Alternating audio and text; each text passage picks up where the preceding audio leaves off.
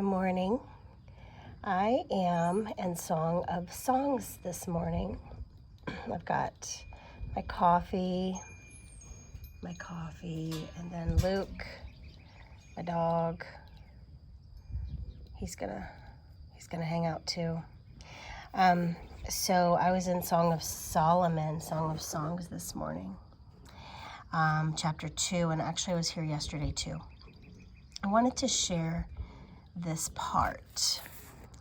So this video is a little bit different because I'm not going to edit and all that stuff. It's just a little morning coffee chat.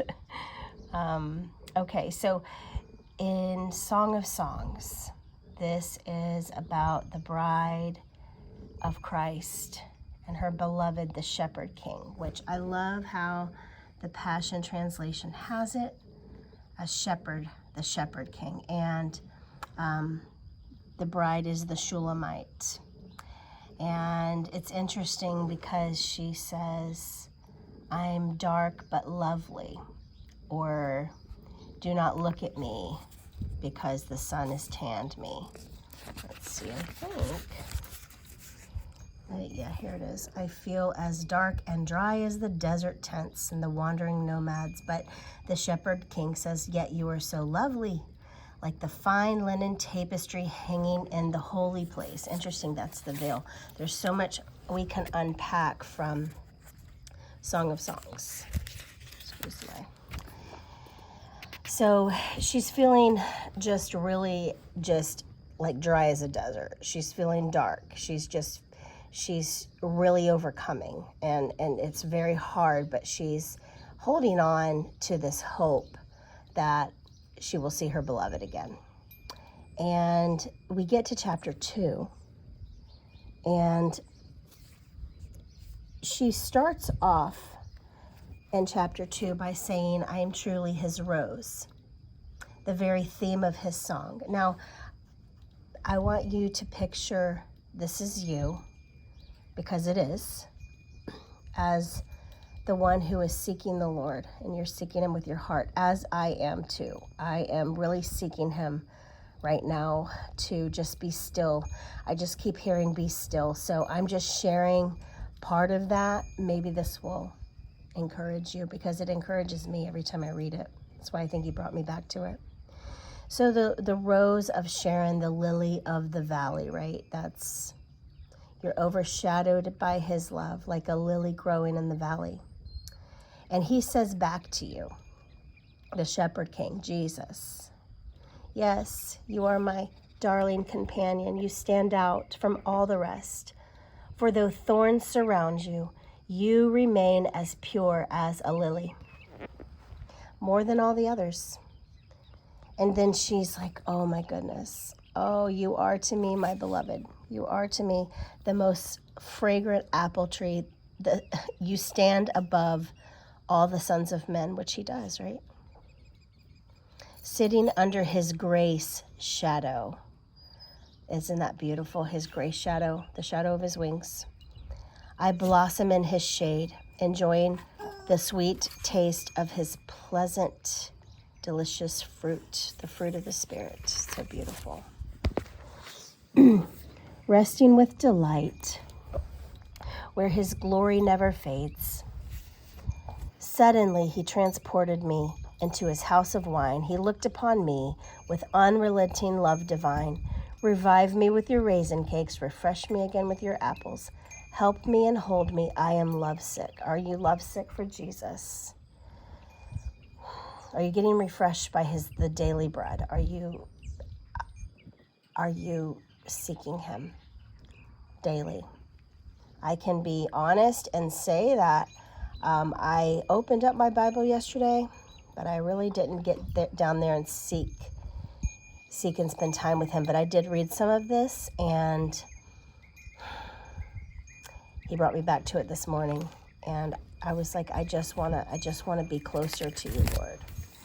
And I know we all do. So she says, I'm longing for more, yet how could I take more? How could we possibly receive more than he's already has for us? but we will. His left hand cradles my head while his right hand holds me close. I am at rest in this love. Are you at rest in his love?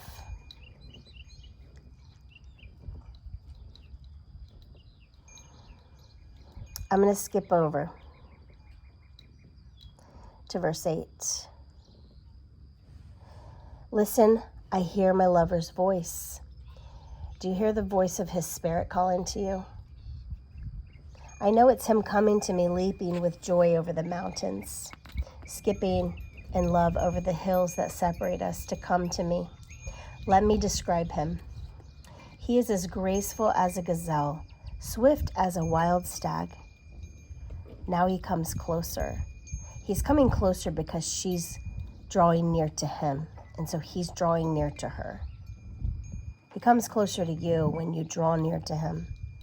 He will. It's a promise. It's what he said. Draw near to me and I will draw near to you. Remain in me and I will remain in you, just like I am in my Father and my Father is in me. So you are literally inside of him and he is inside of you, your heart. You are sharing in this type of relationship, this type of marriage, betrothal. It's going to end with a supper, a beautiful feast.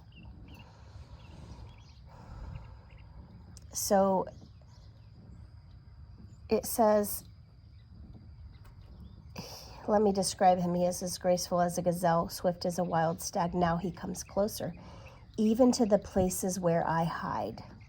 He gazes into my soul, peering through the portal as he blossoms within my heart. He's creating a garden. The one I love, he says, this is him to you. The one I love calls to me, arise, my dearest, hurry, my darling, come away with me. I've come as you've asked to draw you to my heart and to lead you out. For now is the time, my beautiful one. The season has changed. The bondage of your barren winter has ended, and the season of hiding is over and gone. It's now time to rise up higher with him. It's time to show the garden of your heart to the world. That's what I'm seeing here. The rains have soaked the earth and left it bright with blossoming flowers. The season for singing and pruning the vines has arrived. I hear the cooing of doves in our land, filling the air with songs to awaken you, to guide you forth. Can you not discern? Do you not see this new day of destiny breaking forth around you? I believe this is happening right now. This new day of destiny, your destiny in him is breaking forth. The budding vines of new life are now blooming everywhere. That's the Spirit moving. The fragrance of their flowers. The fragrance of their flowers whispers, there is a change in the air. Do you guys feel the change? I feel it. He says, arise, my love, my beautiful companion, and run with me to the higher place. For now is time to arise and come away with me. For you are my dove, hidden in the split open rock, in the cleft of the rock. It was I who took you and hid you up high in the secret stairway of the sky. So yesterday, Dylan told me, she said, Mom, I remember this dream. I just remember this dream that I had. And she said, I was out in the front yard by the swing and I saw a stairway that goes up to the sky. And she said it was really bright. It was white bright. And it went all the way up to the sky. I said, how far? She goes, it went all the way to heaven, I think. She said, but I kept trying to climb on it and I couldn't. And so we were trying to figure that out. I was like, that's really interesting. But when I read this, and when we finish reading in here, I believe I understand more a little bit about what that means. So he says, it was I who took you and hid you up high in the secret stairway of the sky. Let me see your radiant face and hear your sweet voice. He wants to hear you. He wants to sit face to face with you. How beautiful are your eyes of worship and lovely your voice and prayer. Now, this is the part that he keeps speaking to me. You must catch the troubling foxes, those sly little foxes that hinder our relationship, for they raid our budding vineyard of love to ruin what I've planted within you. Will you catch them and remove them for me? We will do it together. So I was asking myself, okay, what are the troubling foxes? What are your troubling foxes? What is keeping you and distracting you from going away with him, from going up higher with him, from drawing near to him? Thanks, Luke. He stepped on his chicken. You know, what is that? There's a troubling fox right there. So that could be a troubling fox. It could be dishes, laundry. It could be people. It could be conversations. It could be even YouTube videos like this. You know, like seriously, it could be somebody's YouTube video or somebody that you are drawn to that you just watch all the time. I've had that too, and I was like, you know what? This is like becoming more important to me than the intimacy with sitting aside alone with him. So he says this, will you catch these troubling foxes? He's like, but we will do it together. So I guess the point is, what are the troubling foxes? What are they in our life? We need to, with the Lord together, he says, identify them. We will do it together. This is not something you have to do alone. Do it together with him. Now, she responds. She says, I know my lover is mine, and I have everything in you, for we delight ourselves in each other. But, she says, but, until the day springs to life and the shifting shadows of fear disappear, turn around, my lover, and ascend to the holy mountain of separation without me. She tells him, look, I'm too afraid. This is not, fear's getting in the way, doubt is getting in the way. That's lack of faith, right? She said, I'm not even worthy. She doesn't account herself as anything to, but he's already told her who she is. He's already told her. He's already told you who you are.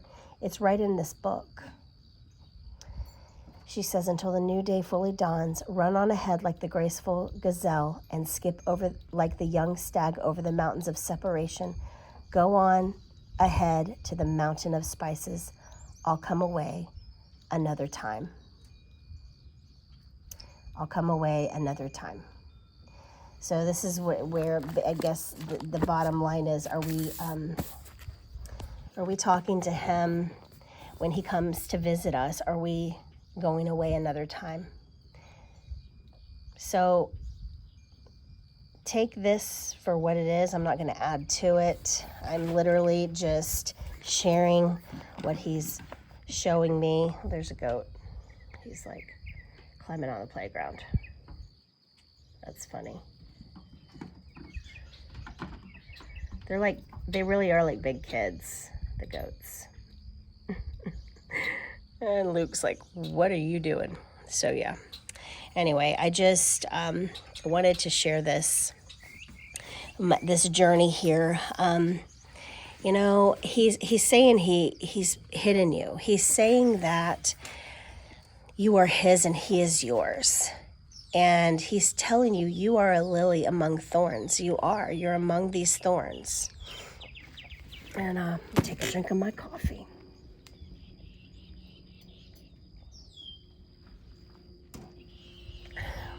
So I think it's the time we need to go up higher.